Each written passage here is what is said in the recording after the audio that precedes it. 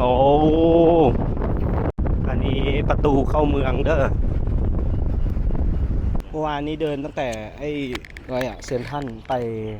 บึงแก่นนครแล้วก็ไกลนะเป็นโดมมักใหญ่ทุกคนแต่บ่มีคนเลย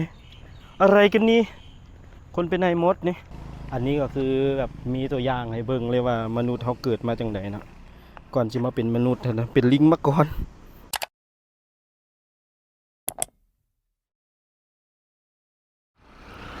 โอเคทุกคนมื้อนี้เป็นมื้อที่2นะที่เขาอยู่ขอนแก่นทุกคนตอนนี้บอทิวได้เช็คเอาท์จากโรงแรมมาแล้วนะหากระเช็คเอาท์นี่เนาะเพราะว่าเมื่อคืนนี้นอนบ่หลับปานใดเพราะว่ากะว่าสิไปนอนไว้อยู่ได้แต่บัดไปฮอดบ่นอนได้แท้พัดนอนบ่หลับทุกคนตอนนี้อยู่ใกล้กับเซเว่นเนาะกำลังเอิ้นGrab มื้อนี้เอิ้น Grab ครั้งแรกเนาะผ่านแอปเลย ลองเบิ่งว่าสิได้ขี่รถ Grab แท้บ่เนาะว่าสิพาทุกคนไปเลาะในเมืองเนาะเลาะในเมืองแถวเมืองขอนแก่นนี่แหละ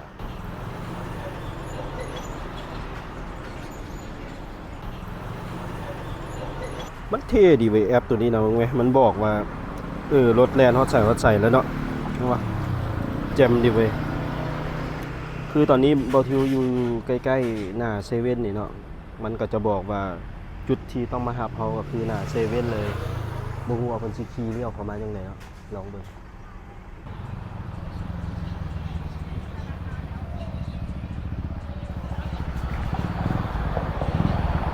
สวัสดีครับขึ้นเลยเหรอครับเลยครับผม โอเคครับ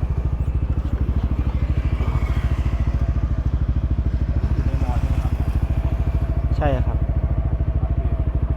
โอเคเรียบร้อยทุกคน ขึ้นแล้ว let's go นำกันบัดนี้มองที่เราอยู่ตอนนี้ก็คือเป็นสถานีรถไฟนะทุกคนเนาะขอนแก่นนั่นเองเดี๋ยวเอาสิเบิ่งว่าเพิ่นสิพาเอาไปทางใด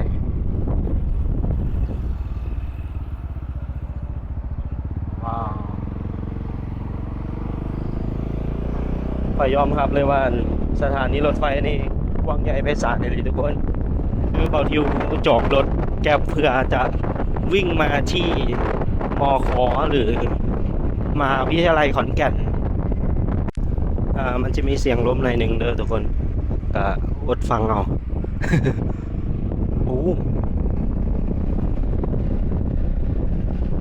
เปิดพาเอาลอดกล้องสถานีรถไฟเลยทุกคนยิ่งใหญ่อลังการโอ้ยลมเย็นดีขนาดนี้เบิ่งตึกตัวนั้นนะที่จริงอ่ะเอาง่ายๆซะถ้าเขาแบบบอสังเกตดีๆนี่จะคิดว่าแบบเป็นเมืองหลวงเมืองหนึ่งแล้วเนาะเป็นคือแบบเชื่อมาอย่างไรคือกรุงเทพเลยมันจะเหมือนแบบเหมือนกรุงเทพไปเลยอ่ะดูถนนเส้นนี้ก็คื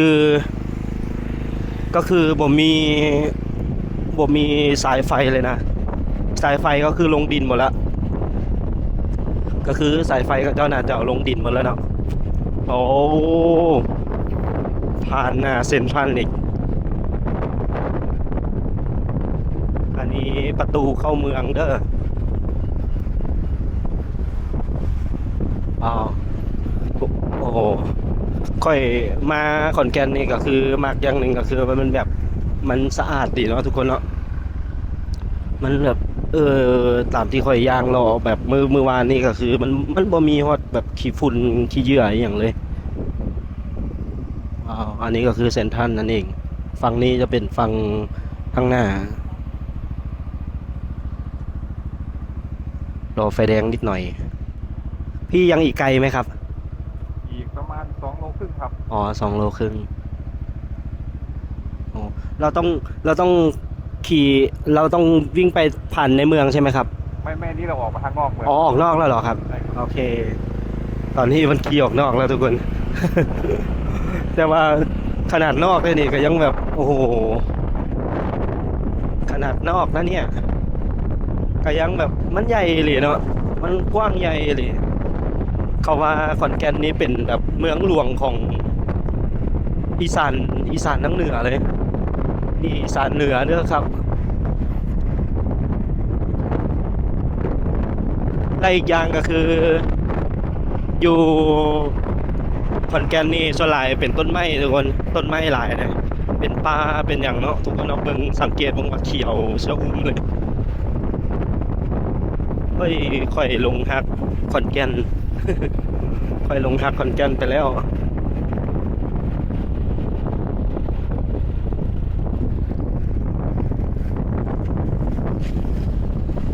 บึงหนองโคตร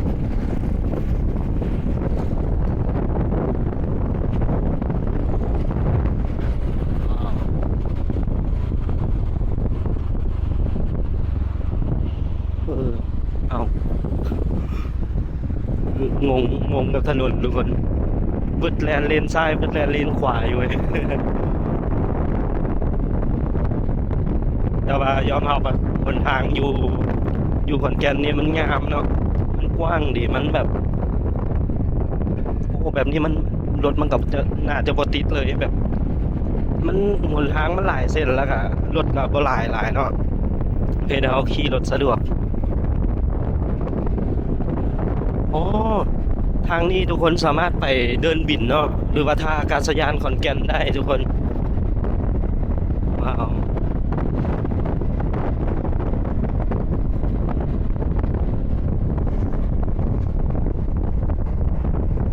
เจริญนี่หลีฟังนี่เป็นแบบจังหวัดที่เจริญอีหลีเนาะใหญ่กว้างใหญ่เป็นจังหวัดที่บ่น้อยหน้ากรุงเทพเลยก็ว่าได้โอ้นี่โรงพยาบาลกรุงเทพทุกคนอยู่ตรงนี้นี่เองหลังบักใหญ่หลังเบลอเลย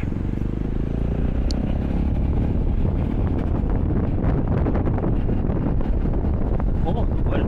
อันนั้นน่าจะเป็นมอขอนแก่นแล้วทุกคนนะเห็นปะ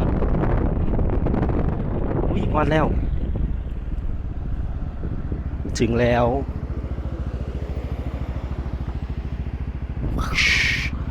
นี่คือมอขอนแก่นนะครับก็ไม่ไกลเนาะ หรือว่า ประมาณ3 กิโล 3 กิโล จากที่เราเรียกมา ถ้าจะเดินก็ไกลอยู่นะ ประมาณ3 โลไปหน่อย อ่า คนถ้าเดินก็ แต่ถนนที่นี่กว้างมากเนาะพี่เนาะ มันจะขยายได้เป็นบางจุดนะครับ ครับ เส้นนี้แต่ก่อนแคบนะ อ๋อ เขาเพิ่งมาขยายใหม่ออก โอ้ เริ่มขยายตั้งแต่นู้น ดีมันกว้างดี มันกลับไป อ๋อตัวนี้คือแคบเหรอครับเนี่ย แต่ก่อน ยังมีกว้างกว่านี้อีก แต่ก่อนมันแคบทีเนี้ย อ๋ ยาว อ ไปยาวไป อันนี้ก็คือเขาขยายใหม่แล้ว ขยายใหม่ เออมอขอนแก่น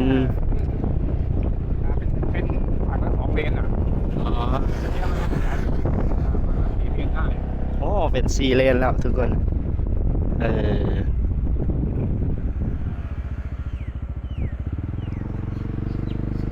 แต่รถเยอะครับ นี่ วันนี้ ก็จริงๆก็ไม่เยอะนะ ยังไม่เจอหรอกครับเนี่ย ช่วงเทศกาลดี ช่ เนาะ วง5 โมง เยอะ เย็นนะครับมอเตอร์ไซค์เองแรกไม่ได้ อ๋อจริงๆ มันก็เป็นเมืองใหญ่มากๆเลยนะ ได้ครับ เมืองใหญ่มากๆครับโอ้อันนี้คือในมอขอนแก่นเด้อนี่มาขอนแก่นก็ต้องพูดภาษาขอนแก่นเด้อมาแล้ว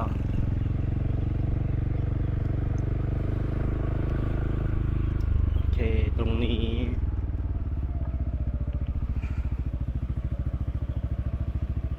อู้หู ใช่นะครับ รถคันใหญ่มาก รถ เท่าไหร่ครับพี่ 34 บาทครับ 34 บาทเนาะเนี่ยครับ 34ทอน6 บาทครับ ครับมาขอนแก่น2 วันละยังไม่ทั่วเลย สองวันยังไม่ทั่วครับ ทั่วยากจริง มันต้องเอาเป็นจุดถ้าเราจะไปเที่ยวกันจริง ๆอ๋อ ๆเราต้องบอกว่าวันนี้เราจะไปโซนแถวพวกเป็นวัด วันนี้เป็นสถานบันเทิงวันนี้ไปรอบเมืองเนี่ย เมื่อวานนี้เดินตั้งแต่อะไรอะเซ็นทรัลไปบึงแก่นนคร อ๋อ แล้วก็ ไกลนะ แล้วก็เดินไป จากบึงแก่น พระธาตุอะไรอะ อ๋อ พระธาตุแก่น 9 ชั้นหรือเปล่า ครับผม ครับวัดเก้าชั้น เอ้ยทำไมผมนับเป็น8 ชั้นวะเนี่ย เขาเรียกว่าวัดเก้าชั้นนะตรง อ๋อ นั้น เหรอ แล้วก็จะมีวัดธาตุจะมีวัดธาตุวัดกลางวัดเก้าชั้น อันนี้สวย ถ้าออกนอกเมืองหน่อยก็จะเป็นวัดทุ่งเศรษฐีแล้วก็เทวาลัยจะอยู่โซนเลี่ยงเมือง จะไกลหน่อย ใช่ คนละอำเภอกันเหรอครับ ไม่อยู่อยู่ในขอนแก่นเราเนี่ยแต่ว่าเขาจะอยู่รอบเมือง อ๋อ จะเป็นเส้นวงแหวนรอบนอกของ โอ้โห ขอนแก่น เป็นวงกลมเลยเหร ใช่ อ ค ค รั รั บบ เป็นวงกลม โอ้ถ้ามีรถวิ่งก็จะดีเนาะ อันนั้นสวย ต้องได้แบบ ยังไงเราก็ต้อง ขึ้น ถ้าจะไปตรงนั้นน่ะคือต้องเรียกแก๊ปอย่างเดียว อ๋อต้องเลือกแคบเหรอครับ วัดทุ่งเศรษฐีแล้วก็เทวาลัยคือจะเป็นคนละจุดกัน ครับผมขอบคุณครับ โอ พี่ เคครับ ขอบคุณครับ ครับ โอ้ได้ที่จะไปเยอะเลย ครับผมขอบคุณครับอ่ะทุกคนตอนนี้เขามาฮอดตอนอาหารกาแฟอหย่างนี้แหละบอทิวปักหมุดอยู่นี่น้องบ่ฮู้สิปักหมุดใส่โอเคฮู้เย็นจริงๆนี่คือมออหย่างก็มอขอขอนแก่นเลยทุกคน เดี๋ยวจักหน่อยกินกาแฟแล้วล่ะก็สิพาทุกคนย่างเดินเลาะไปตามทางใกล้ๆกับอันมอนี่เนาะแบบเฮาสิพาทุกคนชมได้สำไรก็เอาง่ายๆซะเพราะว่าบอทิวก็บ่ฮู้หยังหลายเนาะอันเมื่อกี้พี่แก๊ปเพิ่นก็บอกว่าให้เดินไปตามทางเส้นทางใหญ่ตัวนี้นี่นะเดินไปตามเส้นทางที่เขาเจ้าขับรถนี่แล้วมันจะมีแบบว่ามีศูนย์ศิลปะหอไม้แบบเขาเจ้านั้นอันนี้เป็นหอประชุมแล้วนี่เห็นปะเป็นแบบตึกสีเหลืองอยู่นี่นะแต่ว่าปักใหญ่ ปักใหญ่เลยทุกคนเบิ่งรถนี่อยู่ใกล้ๆนี่ยังคันซ้ำนี่นึงเนาะเดี๋ยวสิพาไปชมเบิดนะทุกคนเนาะที่ว่าบาทิวแนมเห็นว่าซั่นจ้ะถ้ามันบ่ยาวเกินไป ทุกคนมาแล้วกาแฟเนาะที่จริงบาทิวเป็นคนที่ขาดกาแฟบ่ได้เลยเด้ต้องแบบต้องกินทุกเช้าอย่างซี่เนาะมื้อนี้ก็ได้กินกาแฟอยู่มอขอ ไว้อร่อยเบิ่งจอกก็เจ้าเป็น2ชั้นทุกคนนะ นี่2ชั้นเดี๋ยวนี้เลยโอ้กาแฟแซ่บดีเว้ยอุ้ยคนมักกินนมเขาเจ้าเด้อแต่ว่ามันหลายเกินไปค่อยบ่ค่อยมักนมมาเลยจริงๆมักกินกาแฟแบบถ้าเป็นกระปูก็เป็นกระปูแบบเข้มๆแต่อันนี้ก็โอเคแล้วใช้ได้แต่ว่าจอกเขาเจ้างามไม่เลย จอกงามทุกคนตอนนี้บาทิวออกจากห้านกาแฟมาแล้วมานั่งอยู่หม่องท่ารถเมล์แต่ว่าอยู่ในโรงเรียนเลยดิเส้นทางเดินรถมันมีอันตารางอยู่นี่เว้ยพวกเราปั่นในเมืองเนาะ ในโรงเรียนยังมีอันบนท่ารถเมล์เลย ตอนนี้เขาอยู่หน้าหอประชุมทุกคนศูนย์ประชุมอเนกประสงค์โอ้ยิ่งใหญ่อลังการจริงๆเดี๋ยวมีรถเมล์ทุกคนมีรถเมล์ให้บริการมื้อนี้วันพุธมื้อนี้วันอังคารเนาะทุกคนเนาะก็จะมีรถเมล์ให้บริการภายในโรงเรียนเขาสามารถไปนั่งท่าอยู่หม่องที่บอทิวยางมาเมื่อกี้นี่เนาะเพื่อรถเมล์แล้วก็นั่งไปแล้วเที่ยวชมน่าจะได้บ่วะบ่แม่นนักเรียนได้บ่แม่นนิสิตนักศึกษาของมหาวิทยาลัยนี่นะนั่งได้บ่วะ ไม่รู้เนาะเดี๋ยวเอาอย่างชมซะจริงๆสิได้แบบเห็นอีหยังหลายๆอย่างเลยทุกคนเนาะนั่งรถเฮาก็นั่งมาแล้วมอขอนะได้ยินแต่ชื่อมอขอขอนแก่นแต่ว่าสุดนี่ได้มาเองเลยนะทุกคนเนาะได้ยางไม่ได้มายางเลาะอยู่ในนี่เลยเสี่ยวรถสอยหลังก็เพราะมันนั้น เนาะอยู่ในนี่มันแบบมันกว้างขวางอย่างนี้มันมีครบเลยทุกคนจักมันรถนักเรียนหรือจักมันรถอาจารย์ทุกคนเนาะเรียนตลอดเวลาปั่นถนนปกติเลยเว้ยเขาจะว่าอยู่อันขอนแก่นนี่นะมข.นี่เป็นมหาวิทยาลัยที่ใหญ่ระดับต้นๆของไทยนะทุกคนเนาะมันก็สมละบ่ใหญ่ปานนี้ เนาะแบบยางเบิดมือจักสิทัวบ่ล่ะทุกคน ในมหาวิทยาลัยมีโรงเรียนอีกทุกคนโรงเรียนสาธิต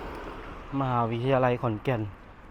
มันสิยิ่งใหญ่อย่างปานนั้นยิ่งใหญ่สมกับต้นอันนี้เดี๋ยวพาไปเบิ่งเลยซะลัดเลาะนี่นะทุกคนเบิ่งอันนี้เขาเอิ้นว่าต้นสำสาต้นสำสานะทุกคนนะแต่ว่าบ้านข่อยเอิ้นต้นสำสาแต่ว่าอยู่ไทยนี่เขาเจ้าเอิ้นต้นชามจุรี น่าจะเป็นต้นจามจุลีเนาะทุกคนเนาะแบบแพรแม่เบี้ยแพรกิ่งกางางเลยแกแม็กเต็มเลย อันนี้เป็นคณะนิติศาสตร์นะยังเป็นของคณะนิติศาสตร์อยู่โอ้แต่ว่าเสียดายเนาะทุกคนเนาะมีสายไฟ เต็มเลยคณะนิติศาสตร์โอ้บอลจอดรถจักรก็แบบโอ้ยมันสีเอาอย่างมาฮ้อนเลยเนาะเย็นทั่วบ้านทั่วเมืองปะนี่บ่มีคำว่าฮ้อนละมีห้านกาแฟอีกตรงมุตมิกาแฟน้ำปั่นทุกคนตอนนี้ขอยางอยู่ดีๆมาเจอกับตึกตัวนี้ป่า เป็นโดมมักใหญ่ทุกคนแต่ว่าบ่มีคนเลยอะไรกันนี่คนเป็นนายมดนี่เป็นโดมมักใหญ่นะทุกคนเนาะน่าจะเป็นแบบหอยอย่างสักอย่างนี่แหละพอดีย่างขึ้นไปทางหลังพุ่นเนาะสิเอิ้นว่าทางหลังกับฮู้ก็คือกัน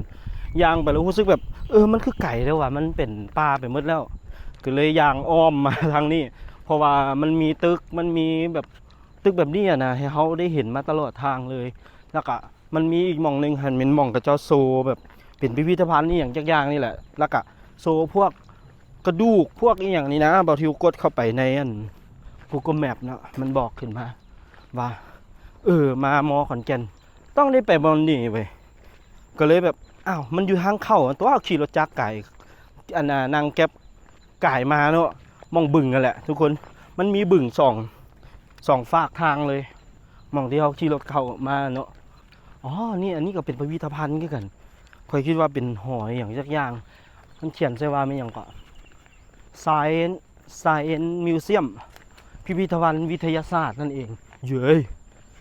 เรื่องพิพิธภัณฑ์วิทยาศาสตร์มันต้องมีโครงกระดูกอีอย่างเนาะจักอย่างเนาะทุกคนเนาะโครงกระดูกบ่ซั่นก็จะมีแบบพวกอีอย่างที่แบบแต่ย่านนั่นแหละง่ายๆซะพวกที่ว่าขี้ย่านเลือดนี่ยาเลยยาเข้ามา กับพิพิธภัณฑ์วิทยาศาสตร์นะมันก็จะมีแบบพวกที่เฮาอันคนทั่วๆไปที่นับถือแนวศาสนาพุทธอีหยังนี่จะย่านๆแน่หน่อยนึงเนาะแต่ว่าโอ้โหนี่เขาจะมีรูปปั้นทุกคนกำลังสิอธิบายว่าพวกที่ถือศาสนาคริสต์หรือว่าอีหยังนี้เนาะที่นับถือศาสนาวิทยาศาสตร์นี่เขาจะบ่ย่านเนาะทุกคนสังเกตเบิ่งเห็นบ่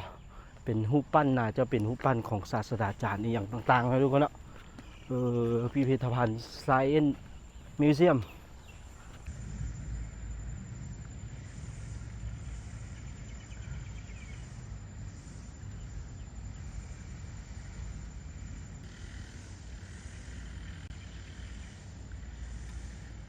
อันนี้ก็เป็นพิพิธภัณฑ์นี่กันหนึ่ง Nature History Museum ทุกคน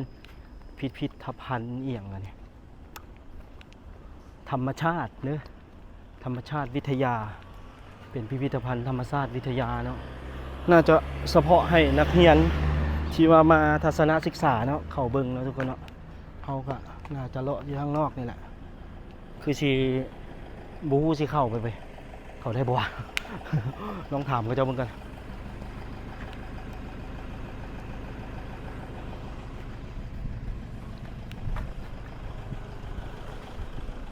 ว้าว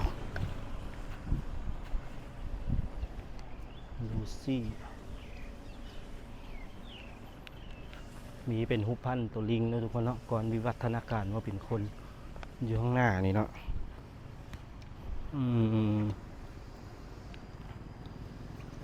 สุดยอด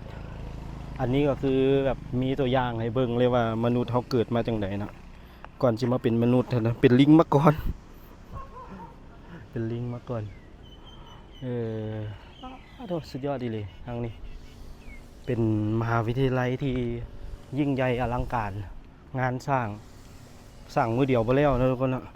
สร้างเป็นปียางก็เป็นปีเลยจึงสิครบถ้วนโอเคทุกคนตอนนี้วาทิวจะมายืนรอท่ารถแกร็บแล้วเนาะเป็นจักไดคลิปนี้บาทิวพารอได้น้อยเดียวเนาะของหมอขอนแก่นนะทุกคนนะเป็นจังไดใครสามารถตำหนิติชมกันได้เดี๋ยวจักหน่อยก็บาทิวสิได้ออกไปแล้วเนาะออกไปบขสบขส3ขอนแก่นมันมี1 2 3มันว่าบขสก็ได้ บ่ทิวสิได้เดินทางต่อเนาะอย่าลืมเนาะทุกคนเนาะก่อนสิจากกันไปก็อย่าลืมกดไลค์ Subscribe ให้แน่เนาะหรือว่าผู้ใดอยากซัพพอร์ตก็ซัพพอร์ตด้วยการเบิ่งวิดีโอแล้วก็เบิ่งโฆษณาหรือว่าอยากซัพพอร์ตโดยตรงก็ได้นะทุกคนเนาะซัพพอร์ตค่ารถค่าเรือค่าเครื่องบินค่าที่อยู่ที่พักค่าไปค่ามาค่ากินค่าอีหยังก็ว่าไปเนาะทุกคนเนาะแล้วแต่อัธยาศัยเนาะแต่อย่าลืมเนาะเบิ่งแล้วอย่าลืมกดผู้ใดยังบ่ทันได้กด Subscribe ก็อย่าลืมกด Subscribe ให้เนาะผู้ใดที่ยังบ่ทันได้กดไลค์ก็กดไลค์คอมเมนต์กันมาเนี่ยแล้วก็อยากให้ไปเที่ยวใส่อย่าลืมคอมเมนต์มาเนาะเดี๋ยวสิจากไปแล้วเอาไว้ติดตามกันตอนต่อไปเนาะว่าที่สิพาไปเที่ยวใส่เนาะอย่าลืมเนาะเจอกันคลิปหน้าทุกคนสำหรับคลิปนี้บ๊ายบายสบายดีและนั่นแหละสบายดีบ๊ายบาย